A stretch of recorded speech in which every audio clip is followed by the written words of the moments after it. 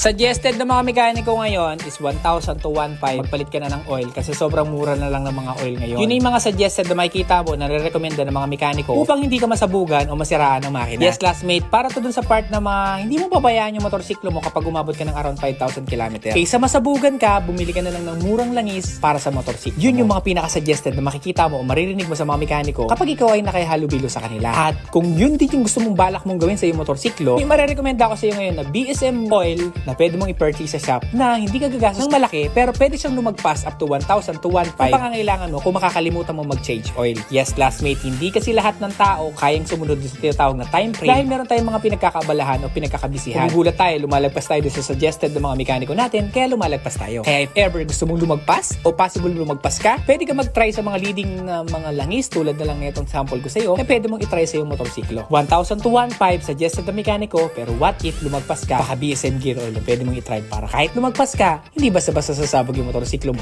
at hindi aabot up to 5,000 na halos latak na lang yung matitira sa motorsiklo mo. Trivia yung classmate ha.